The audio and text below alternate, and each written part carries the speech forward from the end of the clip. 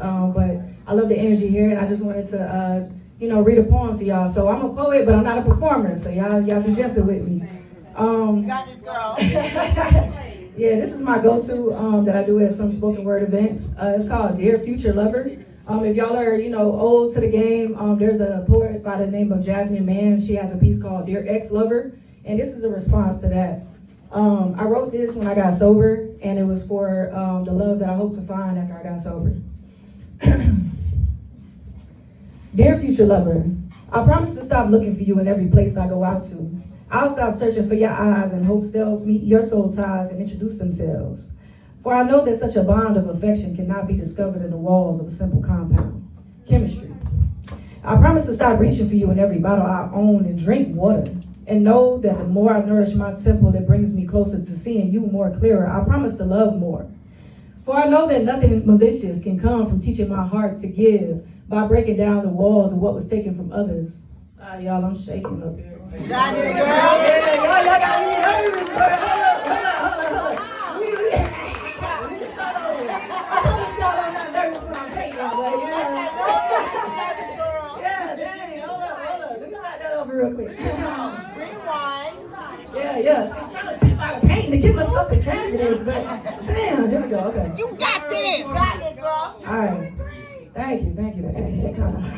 All right, here we go. Dear future lover, I promise to stop looking for you in every place I go out to. I'll stop searching for your eyes in hopes they'll meet my soul ties and introduce themselves. For I know that such a bond of affection cannot be discovered in the walls of a simple compound. Chemistry. I promise to stop reaching for you in every bottle I own and drink water. And know that the more I nourish my temple, it brings me closer to seeing you more clearer. I promise to love more. For I know that nothing malicious can come from teaching my heart to give by breaking down the walls of what was taken from others. And all the pieces of me I've already given away are simply parts of me that won't fit in our ever after. For that I'm grateful. For when I speak to our future daughter, I will tell her of all the times my heart was broken down before I built my way back up to finding you. I will tell her that you almost walked away, but that my trials and tribulations made me into a patient lover. And I'd already learned to deal with what you came. I will tell her, baby, read the Bible.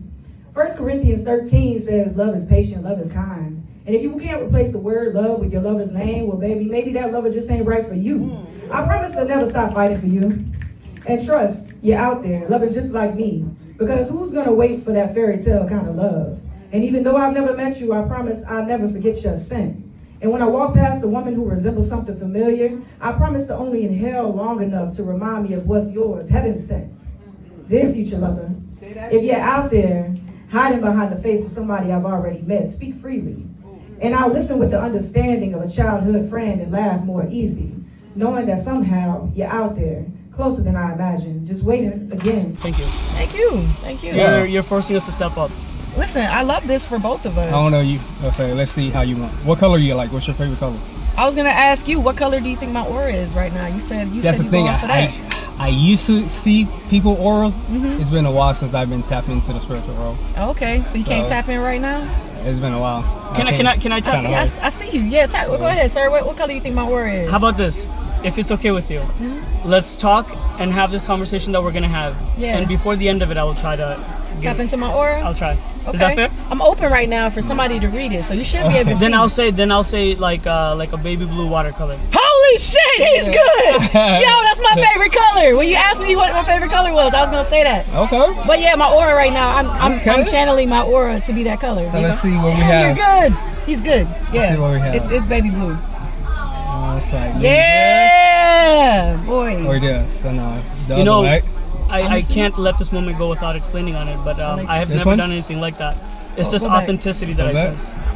Nah. It's So you want? You're tapped in. Yeah. You're tapped in. We're on the right frequency because, like I said, I tuned mine up so you can see it. Okay. And you called it out. So yeah, you saw the aura. You saw the aura. If he was drawing from your power or what, I don't know. I gotta go back. I think he farted and it came to me. Hey, listen, man. I got He released. Yeah, he released. I gotta go back to writing. That's how I was able to tap in even more. Hey, yeah, by you gotta writing. do that. It's been like. My homegirl over.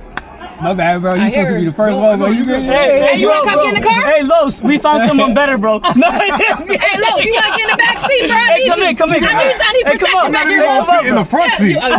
You're right. Come on, join us though. I will not fit back there. You can sit in the front if you want You to. can say, you can. Is this where we doing our meeting at? Yeah.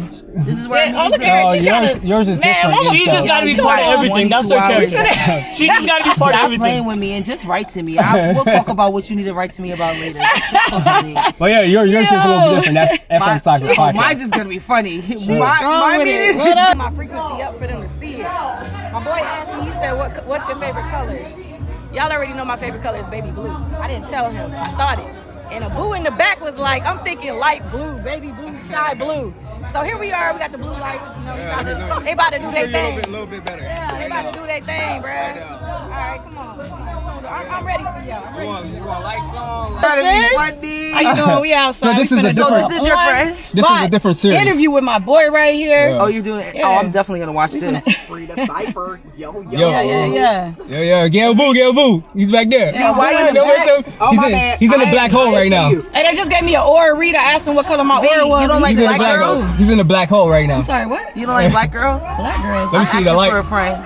Okay. I'm a So you black want woman light? myself. No What the light? fuck I look like Even not better, like you in look black like woman? you are like some kind of Indian or something. Oh, I'm Filipino too, and my Yeah. black side is actually indigenous. So, I figured you we're would, 'cause I heard how you talk. Blackfoot. Yeah. Mm-hmm. So you gonna write me or what? If you don't write me, I'm gonna write you. So either or. You know I'm gonna write you back, mama. Okay, I Yeah, hope we so. working right now though. You wanna come All get in right. the back seat? My Can you keep my your mouth meeting is closed? what? My meeting is what? Saturday? Saturday? sorry, yeah, Oh, text mine's me. is Saturday, so watch mine, so I'm gonna watch yours. Text me. Ah. Yeah. Gail Boo, man. You see, Abu got the sauce, bro. Abu got that sauce. Gail Boo. Hey, so Abu read my aura, man. I asked him what color my aura was, and I tuned my frequency up for them to see it. My boy asked me, he said, what's your favorite color? Y'all already know my favorite color is baby blue. I didn't tell him. I thought it. And Abu in the back was like, I'm thinking light blue, baby blue, sky blue. So here we are. We got the blue lights. You know, they about to do Let me show their you thing. a little bit better. Yeah, they Right about now. to do their thing, bro. Right now. All right, come on, tune up. Yeah. I'm ready for y'all. You want lights on, or lights off? What you mean? These lights? Yeah, I'm talking about Oh, no. You can turn that shit off. Yeah, we gotta see the aura. You can see it. See me in my aura. See You feel glowing, me? sleek, see Yeah, glowing. yeah, see me in my aura. Okay. This is the first episode. So I might messed up. Let's go. This is your boy Free Minded the Cypher. This is FM Cypher. I don't even know the name. I forget. Late night Run that shit back. Run that shit back. This is your boy Free Minded the Cypher. This is FM Late Night Poetry. This is your boy Abu. Say what's up. What's up? All right.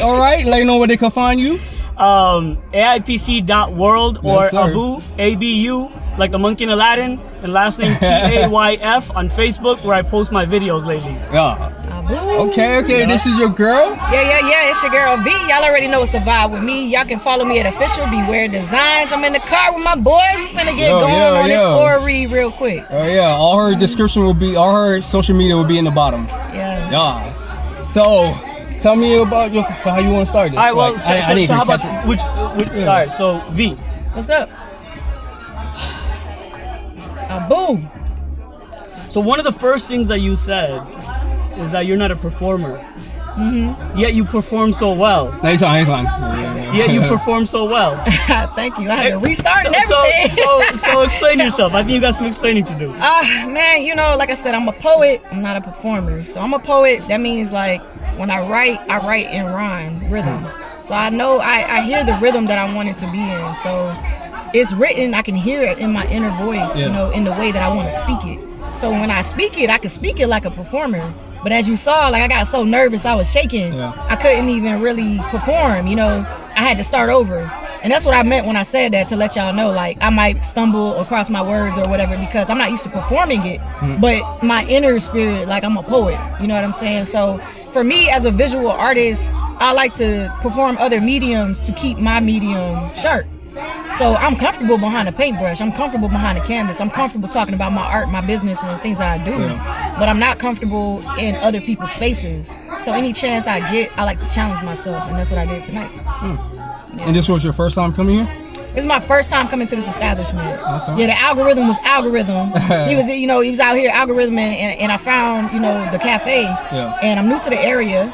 and I've been networking with business owners. I love finding black and brown businesses to connect with. As a black and brown entrepreneur myself, I do something similar to you. I like to highlight, interview business owners and uplift their brand and teach my followers about them if they're ever in the city. So like I told you, I'm from Atlanta, so when I go to new cities, I like to connect with folks. I pop up at their events. I like to experience it.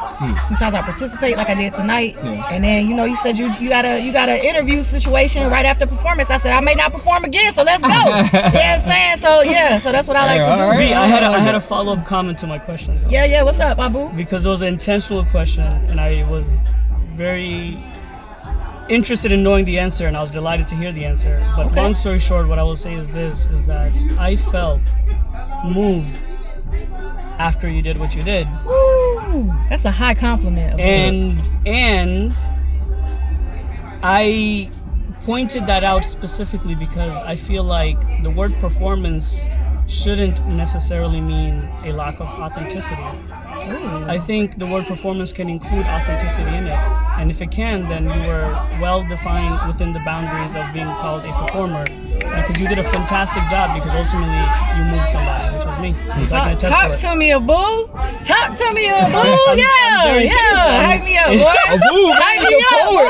Abu the poet. Hype me up, boy. They're freestyling. Right, you made us spin. They're freestyling. Go ahead. Now that's real. I appreciate that. I do. Yeah, I really appreciate that. Sure. It's true from my heart. Yeah. That's what's up. Damn. So, where you from? I'm from Latonia, Georgia. You know, that's Metro Atlanta, Southeast Atlanta.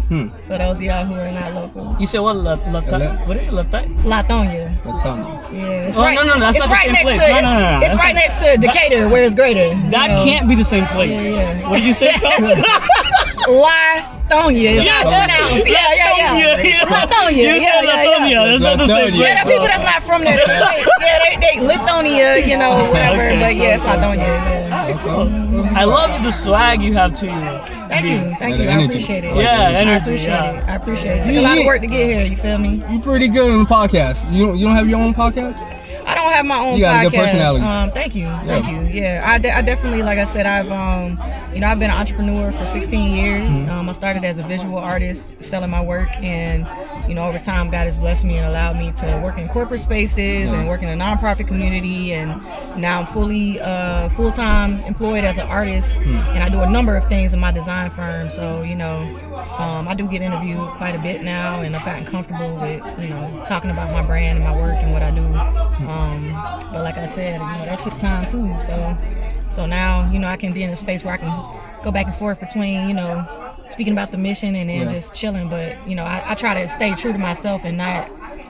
I used to feel like I was code switching, when I would go on interviews, because I would watch the interview back and I'd be like, damn, I don't like how I sound, because I don't even sound like me, But it was like, because I was trying to focus on what I was saying, trying to make sure I tell people what the mission is so that they can invest in my business and in my vision, or I'm trying to highlight a business and I want their vision to be clear.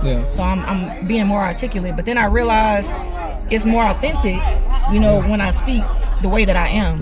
So now I just speak the way I speak, but I make sure that I'm dropping the little gems, along the way. So I appreciate those compliments more than anything, because that lets me know that the work that I did, the inner work that I did, is showing through. So I appreciate that. Can I ask a follow-up? You had mentioned twice, and I was already interested the first time. You mentioned only if you're interested, you're allowed to plead the fifth at any time. You mentioned it took a lot of work to get there. What does that exactly mean? Because the goal is to understand your art, right? Yeah. The only way to understand your art is to understand you. And so hopefully this question will get someone to understand you better. Yeah, I appreciate it. For sure. I mean, going back to the performance, Dear Future Lover is the poem that I go to for spoken word, because like I mentioned. Should we put the windows up? Like I mentioned as a prefix. Well, AC is gonna. Oh no, we can. It's a little bit, I guess. Yeah. Okay, period. You got that hum. Y'all heard that hum, boy? Yeah, sounded like my truck, boy. I'm not gonna put it too high, because I'm not gonna put it too high, because so that we hear. But I appreciate that question. So going back to the poem that I performed, like I said, Dear Future Lover, you know, is really a autobiography about myself, really. You know what I'm saying? I'm a lover at heart. I'm a Cancer. A lot of my friends and people that know me and really fuck with me, they know that, you know, I'm a very open lover. So I really appreciated some of the performances tonight. You know, they was all talking about being open after being hurt, being true to self, and those types of tones. And that's what inspired me to want to perform my piece tonight. But yeah, I wrote that poem when I got sober because I used to write poetry all the time when I was a kid, and I kind of got away from it. And I started just working in my chosen medium, which is visual art. And as I was painting, it kind of turned into business more than pleasure. I was painting commissions for people, and I was painting so many commissions that I didn't have time to just paint for myself. So when What is commissions? I'm so sorry. So when people pay you to paint something, they say, "Hey, V, I really love your work. I want you to paint my logo for my business. You know, I want you to paint a portrait of my family. I want you to paint this, paint that." And it's like, okay, cool. You know, I need that because, you know, that pays the bills. But at the same time, as an artist, you want to flow through your gift. So if you're not able to flow through your gift because monetarily you need the money, you're gonna keep picking up the money, right? And so that's the state that I got caught in, was painting commissions. And for me, the first like wake up call I had as an artist was when I got sober. I was going through a period in my life where I was working for the government and I got fired for the first time. And I had never experienced that before, but I was a contractor. And apparently in the contract world, that's very common. They fire you, they don't give you a reason why. And I was just so heartbroken, and everybody kept telling me, like, you still have a clearance, why are you upset? Just go get another job. And I was like, you don't understand. I really put my heart into my work. So for them to fire me, I feel like they're telling me I'm not good enough. I wasn't doing what I need to do good enough. So I need to evaluate why, you know? And I was drinking a lot. I'm good. I love it. I'm speaking to him right now. And I was like, man, I need to evaluate why they fired me, you know? And I went way deeper than I probably should have with it, you know? And I was so depressed. I was drinking all the time, going out partying, singing karaoke. I was building a lot of things like with my hands, because I'm a construction engineer. So I built my brother like a whole bar from scratch. I had never done that before. I was writing poetry. I was writing music. I was playing my trumpet again, my French horn, picking up shit on the keys. I was doing so much stuff creatively. And this poem was one of the things that came out of it. And in the poem, like I said, I wrote it when I started getting sober, because I realized the drinking was fucking with my creativity. My recovery time after I would drink and go out, it wasn't the same. And then I would find I can't get up and paint, or I can't get up and finish that bar, or I can't do the stuff I was feeling moved to do. So I was like, yo, for Lent, I'm gonna give up drinking. And I tried like 7 times in 1 month to stop drinking. Sorry, you said for what? For what? Lent? For Lent, yeah. For those who don't know, what is that? Yeah, so Lent is a religious practice in which, it's actually aligns with Ramadan, which, it's a deeper conversation, but it's a religious practice of giving up a thing. And you give up a thing to sort of signify, a period when, a person in the Bible went without food and water. And so you're basically fasting during that time. You're giving up something that you want, that you would normally, partake in, and you're doing it willingly to get closer to your faith. So I was trying to give up alcohol because I knew that my gift of creating came from the source. And I was like, I need to re-baseline to that. And I couldn't stop drinking. And it really bothered me. And I didn't have a wake up call. I didn't hit nobody. I didn't get ordained by nobody to go to, AA, whatever. It just bothered me so much. I tried to stop, and then it bothered me that I couldn't stop. You know what I'm saying? So I went and got help. I went to my doctor and was like, hey, I tried to stop 7 fucking times, and it's only been 30 days. Like, and they gave me the little assessment. They were like, yeah, we can give you an outpatient program. Like, you can just come to these meetings and we'll teach you about alcoholism. And I learned about alcoholism. I was like, holy shit, I'm an alcoholic, And I did the program. I got sober, and bro, I haven't looked back. It's been over 8 years. Yeah, thank you. It's actually a lot harder than people think, and especially when it's not court mandated, right? I was there voluntarily. So when I got sober, the discipline that it gave me as a person, it allowed, when people ask me what's the biggest thing you're like most proud of, for me it's getting sober. Because when I got sober, it allowed me to understand how to overcome my own vices in a way that I can apply to anything in life. Anything, because I have discipline now of self desires. So whenever I want to cling to a vice. All I have to do is think about the one day at a time mantra that I learned when I was recovering from alcoholism, which I still live by to this day, which is why I still call myself an alcoholic, because I'm still a recovering alcoholic. I'm choosing to live a life of sobriety. You feel me? So this poem is, this poem is deep. It's deep because, you know, because love addiction is a thing as well. So as somebody that, you know, people like, well, damn, you got sober, but we feel like you a love addict, you know, and I'm like, okay, well, what is whoop-de-doo, right? Like, love is the highest embodiment of God, so I'll be okay with that, you know. But Dear Future Lover, like I said, is a love letter to myself, and that's why I continue to perform it, because for me, it reminds me that I'm sober. It reminds me that I can have fun and be sober. And it reminds me that I am performing at a higher level of consciousness because I can have fun when I'm sober. And so it is an affirmation to myself as much as it's an affirmation to the room and a call to action to the room to say, listen to what I went through, listen to how I connected with love, listen to how I'm calling to love. And then the end of it is, you know, there's some biblical undertones in there because I reference 1 Corinthians 13, which is, again, a reminder of the type of love I want to attract. And then there's a part in the end that says, like, you know, if you're hiding behind the face of someone I've already met, speak freely, and I'll listen with the understanding of a childhood friend, you know what I mean, and laugh more easy. And you know, and it's like, those little lines right there, it's like just reminding people that we may already have that love in our life, and we sometimes are not looking in the right place. So be open to that and say hello. So that's why that piece for me is so intimate to not only that time in my life, but to where I am in present day. It'll always be relevant to me because it's relevant to the transformation I had as an artist. So yeah, that's more about, you know, my journey as an artist. I mean, someone hearing all of that, in my personal opinion, it would be sad if they couldn't connect with you. Yo, I feel him. Exactly, right? Because you hear it's all encompassing. It's not just about sobriety. It's about, like I said, it's about so many things. Right. It's about faith. It's about discipline. It's about sobriety. It's about leaning into creativity, honoring self, right? Who am I? Who are they? How do I intersection with that person? Like, it's so many things. So yeah, I just, you know what, you mentioned your part. What was that tribe name that you had mentioned? I don't know if I'm being disrespectful by calling it a tribe. The Indian you had? Oh yeah, Choctaw and Blackfoot. Yeah, I heard Blackfoot. That's I don't know if I'm being disrespectful by saying this as well, but I feel like the authenticity that I always sense from that culture and the portrayal of my image of what I believe they to be, you kind of represent that in the way that you are. So I kind of tied it to that. Thank you.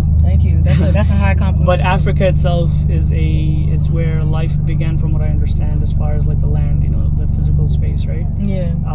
And so that in itself is authentic to another level. And you had mentioned you have that in your background as well. Yeah, we all do. We all come from that source. You're right. And I like something. Yeah, I like something you said. You said something about that as well. You were like, it's black on black, black on white, doesn't matter. Then we're gonna all be our own demise. And I really like that because it's so true. You know, I uplift black and brown communities for a reason. It's because there's a disparity. So I represent balance. The balance I provide is highlighting black and brown business owners to awaken them to their own consciousness so they can provide the space that they should be taking up. I've had some people in the past ask me, well, why don't you sell white owned business shirts? Because I have a design that says minding my black owned business, and then I have a minding my brown owned business, because that encompasses everyone, including Abu, including Asians, because I'm half Filipino. And it's like, you know, they'll be like, well, why don't you have a minding my white owned business one? I said, because all businesses are assumed to be white. That's why it's relevant that I say minding my black owned business, because it's not common for black people to own a business. We still only represent 2% of the economy in America that is business owners on paper. So it's important, the work we do. And I most certainly will never sell a shirt that says minding my white owned business, because that's already what the fuck they're selling. You know, everything we have on probably in this car is white owned. but it was made by black and brown people. You know what I'm saying? So as long as I have the capability to put some shit on a shirt, that's what it's gonna say, period. And my shit, I source my shit all the way down to the manufacturer, brown and black business owners. If it's coming from Pakistan, if it's coming from Thailand, if it's coming from Asian country, that's people of color. If it's coming from America, it's coming from a black-owned farmer who has cotton that sells shirts. You know what I'm saying? I am that intentional with every piece. Vinyl that I buy it from black and brown business owners. The heat presses I use, black and brown business owners. Okay. That's how intentional my $25 shirt is. You feel me? That's how motherfucking intentional my black and brown business owner. That's how it is. And I'm like, you know, no shade to the people that gotta do what they gotta do and they flipping shirts or whatever, but I'm an artist about mine, so I'm intentional. Yeah. You know what I'm saying? I'm really out here pouring my money back into my community. Yeah. And I'm gonna always do that. You know, because I'm alive. You put your whole soul in everything into it. Yeah, I'm woke, and I'm an artist. You know, so once you know better, you have to do better. So if I know that that's a disparity, and I know that I can spend my money where I want to spend it, why would I choose to not do that? You know what I'm saying? So yeah. That's beautiful. I did want to make a comment, if that's all right. Yeah. So I am on a mission with a movement myself that I'm very passionate about. Yeah. And I've gotten different types of questions or criticisms, whatever you want to call it. And one of them is in line with something as this. And one of the responses that I give them is like, I am intending to do something good in the world, and I have chosen a portion of the world that I want to affect, suppose. Right? And I'm doing good with that, and I'm not trying to cause bad anywhere else. You not respecting that and not seeing it as that way is the same as you going to somebody who owns an orphanage and telling them, why aren't you taking care of widows? Yeah, you know, it's not just like, you know, you don't do it there. Yeah, why are you doing it to me, man? You know, I'm trying to do good as well. You know what I'm saying? It's just not your place of business. You feel me? Nobody comes to the bottle maker, you know, the bottle maker of water, right? Nobody comes to him and says, why don't you bottle alcohol? Sure. You know what I'm saying? Sure. But people don't apply that same logic to these types of concepts, and that's part of the work. Me being the president of AIPC, I'm always the president of AIPC. That's how I see it, right? So how I respond to this is very important for me, because this is what AIPC is being represented as, right? Yeah. And I think at the end of, like, even being the beginning, but especially now at the end of listening to you, and specifically you, I would say that I support that mindset mentality 1,000%. So long as the end of it, there's no, hey, I want to raise my community so that we can be against somebody else. Yeah, no, that's not the goal. I know it's not. That's not the goal. You know what I'm saying? That's never the goal. And so good on you for pushing back. You know what I'm saying? Because a lot of times, like in the beginning of my career, you know, like I said, I'm from Georgia. You know, I'm from Atlanta, Georgia, and it's like a lot of people that I went to school with that saw my black grandparents. I only grew up with one set of grandparents. My Filipino grandparents passed away before I was even born. Never met them. I'm named after one of them. My middle name is Violeta, and that's why I go by V, to honor her legacy and honor that side of my family. And that's why this whole side of my arm is Filipinoed out to let people know that's my heritage. This is my tribal markings from the tribe that my people are from. You know, I'm first gen on my mom's side. She was born in the Philippines. You know what I'm saying? And it's like, this arm is a love letter to myself about my journey to love.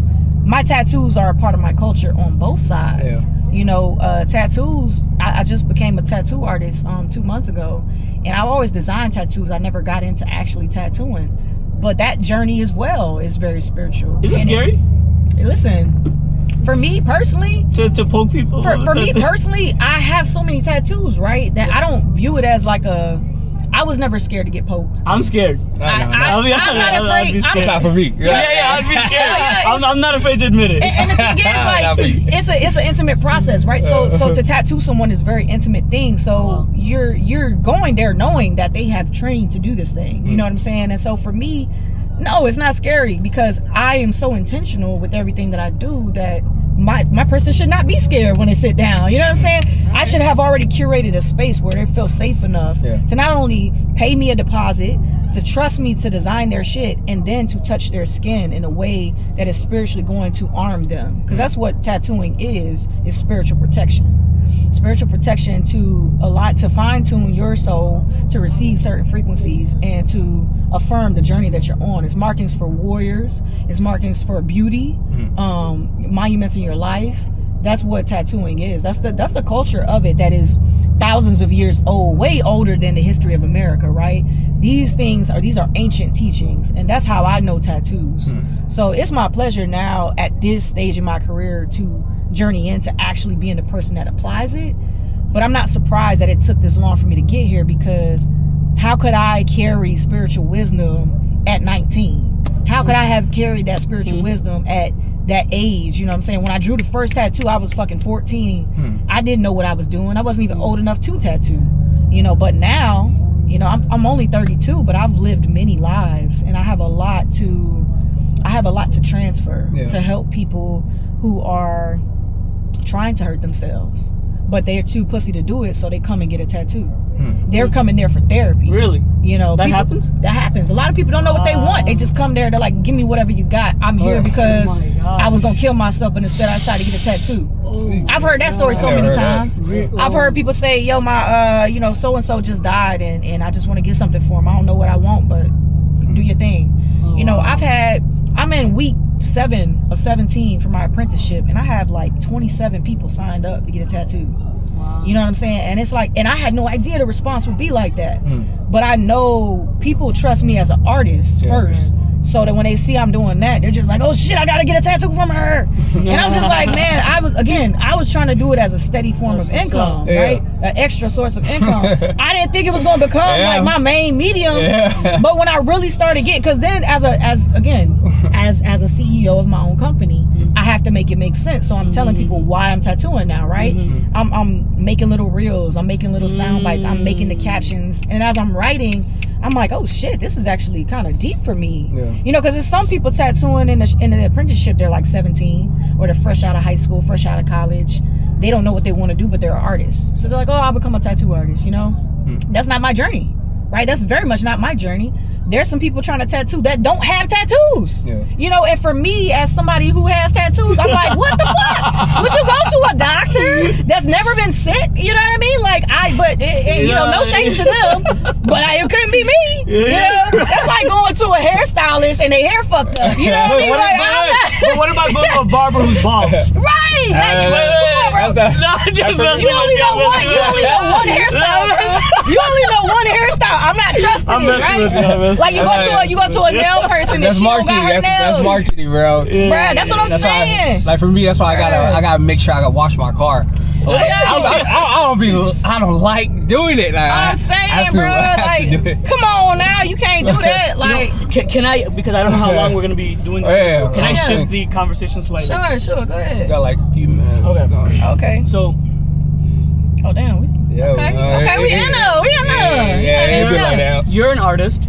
Yes, an artist first. Okay. And you're doing, for my opinion, 1,000% a fantastic job. Thank you. And you also mentioned, in this life we have to start creating an income as well, right? Yeah. And so you're doing your art, and what can people out there? Because here's my assumption. My assumption is that if people supported you, then you would, and if you had the capability to do more good in the world because of their support, you would.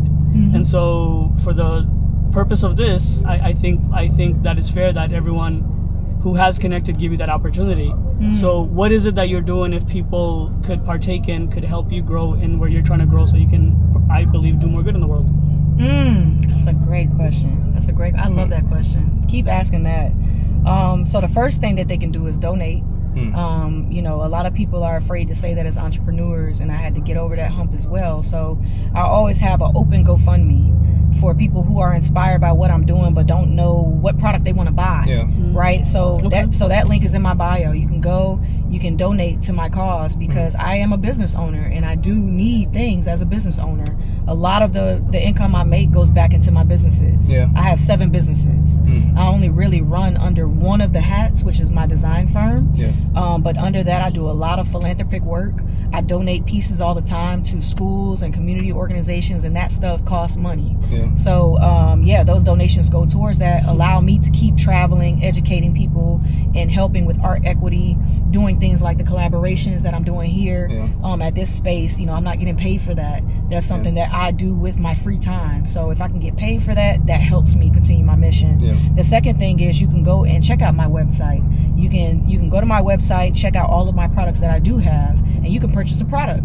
That helps me as well because I took the time to make that product. So if you purchase it, not only does it pay me immediately, but it also helps function as a marketing tool for me. If you buy a t-shirt from me for $25 and you go out and somebody else sees it, now you're marketing for me for free. You're supporting my brand, and I appreciate that as much as it helps monetize my business.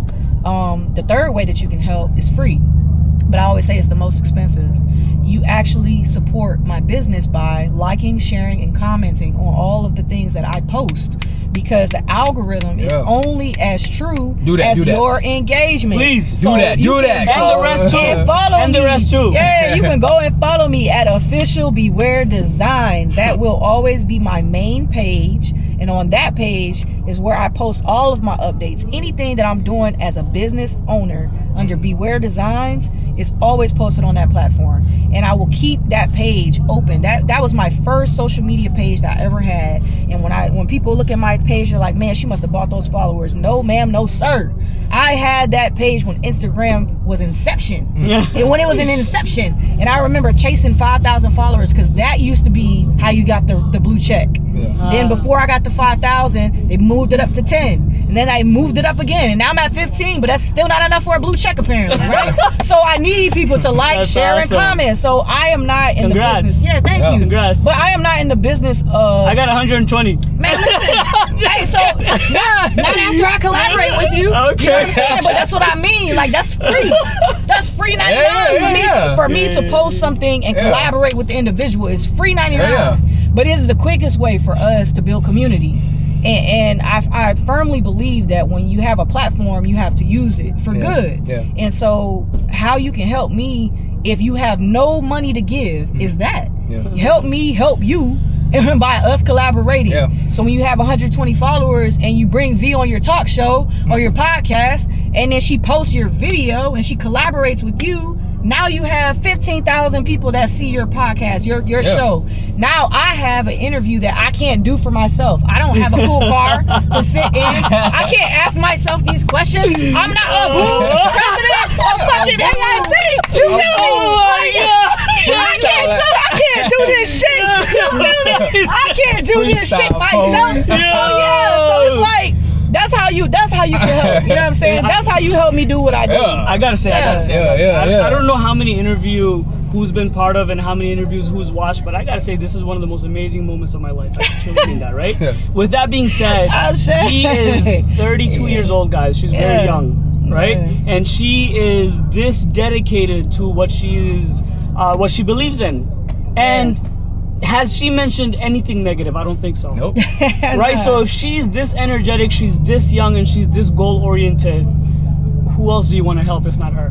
See her aura. Come on now. See the aura. Look at this aura. Let it shine. Let it shine. Let it shine. Big aura over here. You feel me? Big blue. Over here.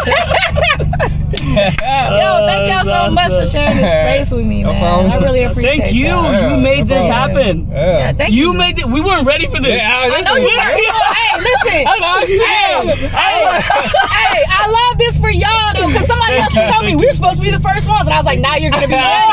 Now you're gonna be ready. I was like, I'm getting the car ready for you, bro. Carlos. I know. I told Carlos he's gonna be the first one, and I know. as soon as you said that, I was like, oh shit. And that's why I told her that we found someone better. I was like, oh shit. I was like, fuck it. I was like, I gotta apologize. I'll just say it for the camera. They did not know we was doing this. Thank you. He did his pitch and he was like, yeah, after people perform, they're gonna come to the car. And I'm like, okay, cool. Can we do that right now? He's like, huh? Right now? I was like, yeah, bro. If you ready, no pressure. No pressure. No pressure. I'm like, no pressure. And he was like, I need 10 minutes. Like, like, yo. And then we came out here and everybody was looking. That's what I'm saying. Like, that's how you create. Honestly, though, for real. Start like, the movement. Yeah, it speaks a lot to y'all's work ethic, powerful. yo. Thank you. That's a very high compliment, and Yeah. I understand it and I appreciate it for what it is. And I just want to say, like, wherever this takes y'all, I feel very blessed to have been the first one. Yeah. But I also know that this is part of what is important right now as well. And this is why you do a lot of things. When you was up there and you was like, I do a lot of things. People hear that and they think you don't know what you're doing. So when you say that next time, tell them the thing that you're working in right now. Yeah. See, you notice when I say I'm an artist first, I have a handle for one of my pages is an artist first. Yeah. Because I want people to know I'm an artist, period. But I'm also an engineer, I'm a project manager, I'm a CEO, I'm a marketer, I'm all these other things, right? Sure. But I don't need to tell them those things. Yeah. I just need to tell them the thing I want them to pay attention to right now. I'm an artist. Yeah. Because what does that mean? It means a lot of things. Motherfucker, follow me and you can figure out which thing that attracts you. Yeah. Because if you like my art. What if they're like, my feelings are hurt because you call me a motherfucker? Then call it again. Say that shit again. Motherfucker, man. Shock the brain. Then that motherfucker can go. Then you just call me again. Then you call me again. Then that motherfucker can go and watch Pulp Fiction and get called a motherfucker a couple of times by Samuel Jackson. You know? But nah, I just so you know a little bit about me. You know what I'm saying? I'm a veteran. I'm a military brat. I grew up around that type of vulgar speech, and you know I've always been told like, oh, you're a lady, you shouldn't talk like that. But that's not it's not authentic to who I am. Yeah. So I casually cuss because it's just a word in my vocabulary. Yeah. When I took some psychology courses, I found out people that cuss tend to be more honest. Yeah. They're like 97% more honest than the people that don't use cuss words.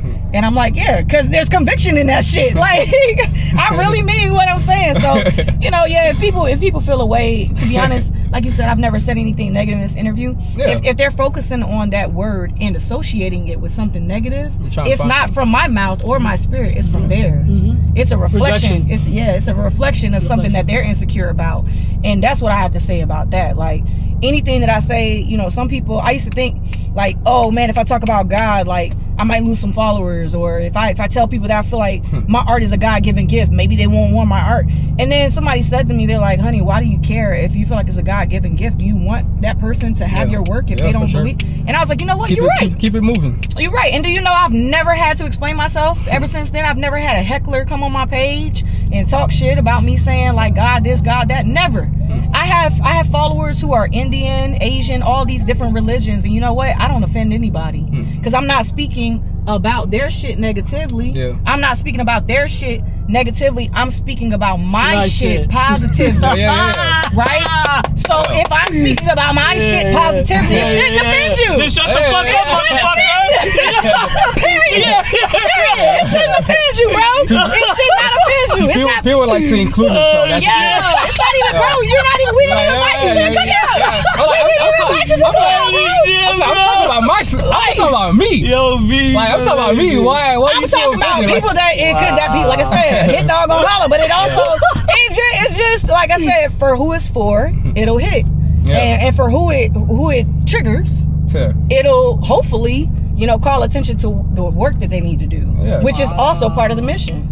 So, because that's what I'm here for. I told God, I said, God, I've accomplished everything I could ever think to do. I don't know what to do anymore. That was me, giving up my ego, and I was like, I guess if I still have breath in my body, then I still have purpose. So use me for what you see fit.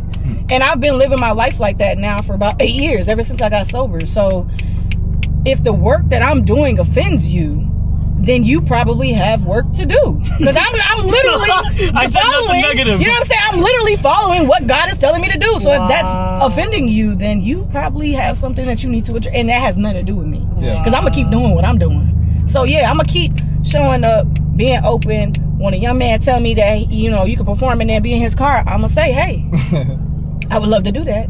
But only if you're ready. And you see how you answered the call. And that's what I'm saying. Now you have a beautiful episode. I love that for y'all. You had 120 followers. You're damn sure not gonna have that after I post it. You know what I'm saying? So it's like, I love that. I love that shit because this is the type of stuff. This is how my following keeps growing because when I can use my platform for other people to help them, that just makes my people be like, man, I love V. Like she did that. You know what I'm saying? She had that dope interview. Because my followers know this. I told you, I got a truck. I got a red truck. I literally I've had a lot of sports cars. I had a red Mazda RX-8 kind of look like this a little bit. Like I love sports cars. So like people, they'll see that and remember. There's some people that will remember that. You know what I mean? But then there's people that, you know, they know that I've done interviews and they've never seen one this informal, you know, in a car. Like, that's really dope. Yeah. But it's just like, even the stuff y'all are asking me about, like, you know, not that many people know I do spoken word. Because like I said, I'm very discreet with it. You know, so now they may try to find the video and then the business will get a highlight. And then maybe I'll drop a video about the business when I do another thing there. So it's like, it just keeps growing community, and that's part of the mission too. So yeah, thank y'all for, like I said, for walking in y'all purpose, and I'm here to support however I can as well. Yeah, for sure. I'm gonna hold you to that if you say that. Yeah, for sure. I got you. For sure. Just put me in front of all your rich art friends. You feel me? Yeah, like tell them I'm doing, you know, private commissions now. And so if you're interested. There's a person that I have familiarity, whatever that word is, with, and she has a what do you call those places that hold art pieces? A gallery. She has a gallery in the downtown Lake. So I'm talking about Abu. I knew he was the man to know. You know what I'm saying? No, I'll be happy to try to attempt to connect you guys. Oh, and then after that, I don't know anything else. You know. For sure. No, that's all it takes. Cool. And that's what I mean. That's literally all it takes. I'll try. Just an introduction, because if your work is speaking for itself, that's all you should need. She's a good human being, I believe. Yeah, she's a good human being, I believe. If she has a gallery, she has to be some form of a good human being. Yeah. Can't be around the highest culmination of you know, spiritual healing and not be a good person. You know, art is a luxury. So I have a business networking group too. Okay. So we bring different professions come together, so that way we could network, share our knowledge, and recycle our clientele.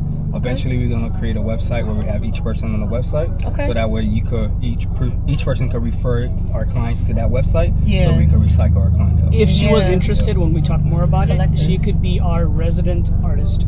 Ooh, I would love that. For our group, she'd be the resident artist if we are worthy of it. When you know, if we can build ourselves to that level. Yeah. Y'all already there. You gotta come to my other podcast. We're the same thing, but this is a different version. This is night. The other one is day. Okay.